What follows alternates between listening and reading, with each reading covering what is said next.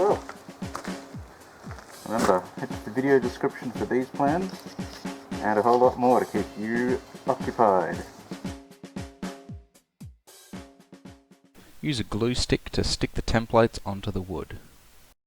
For parts that you need to make two of, nail two pieces of wood together temporarily and cut and drill them as one piece. These 10 parts are all you need for this build. They can be MDF or plywood.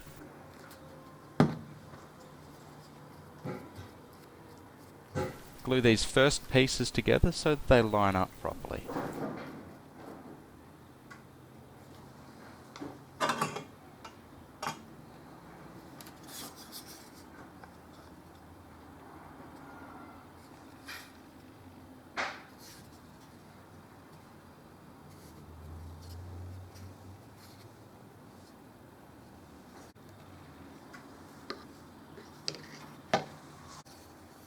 When you drill the holes through these pieces, drill right through this one, but not all the way into this one. The one that's not fully drilled, this can go over here. Put it in about the right spot, clamp it down, then put your moving parts in place. You'll probably have to adjust it to find that sweet spot where the mechanism works properly. Looks like it's working pretty well now. Maybe you can just go a bit closer in. I want to make sure those two parts are parallel. When it's all working properly, mark lines so you know where to glue it.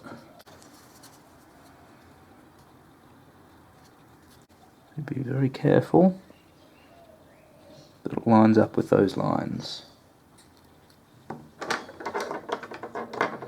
If you don't have these kind of clamps, just use pegs or clothespins, as you Americans would say.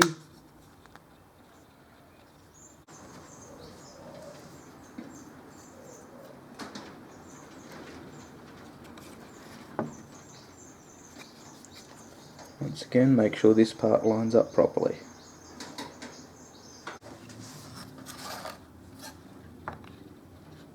Put the side plate in place and line it up. Make sure that releaser can move freely. If it doesn't, this might be in the wrong position and might be getting it jammed.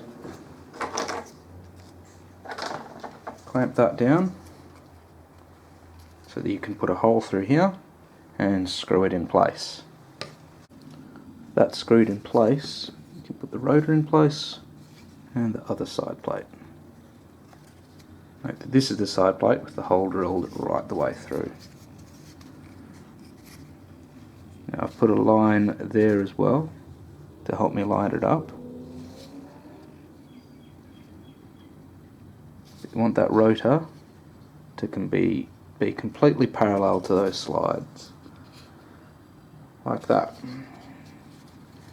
Don't have it like all crooked, like that. So make sure the rotor's nice and square, and then you can screw the slide through here. You can then remove the slide, some glue on here,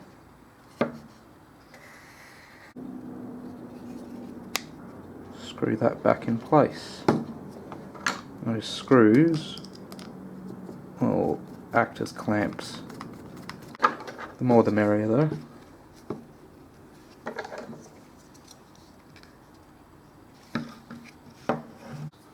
Both the rotor and the trigger need to be made slightly thinner so that they move easily. You can do that with a plane or sandpaper, and put a bit of candle wax on some of these edges so they slide a bit easier. This piece also has a groove cut here on either side. I'll show you what that's for.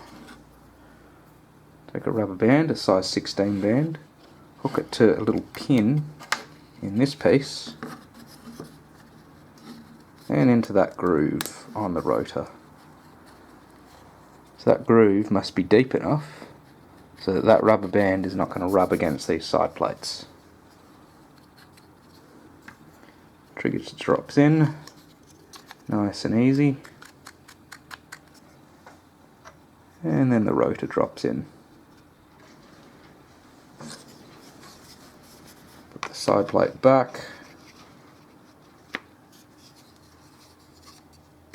and before we glue the last piece, just make sure that this pin here sits at the same level as this would, or just below it. I could probably make it a little bit shorter, and then going to glue this piece on top. Should have also mentioned that both this little piece and the rotor should be much thinner. You can again thin it down with a plane or sandpaper, or even split it with a knife if it's MDF. Even better is if you just have some 3mm wood. We can put that all back together now. Load it up and test it.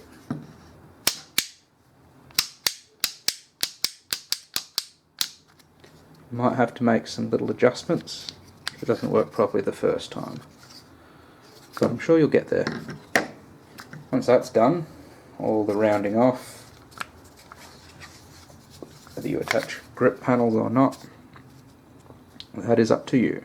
Same with finishing. Might just want to go with some cheap vegetable oil or varnish it properly.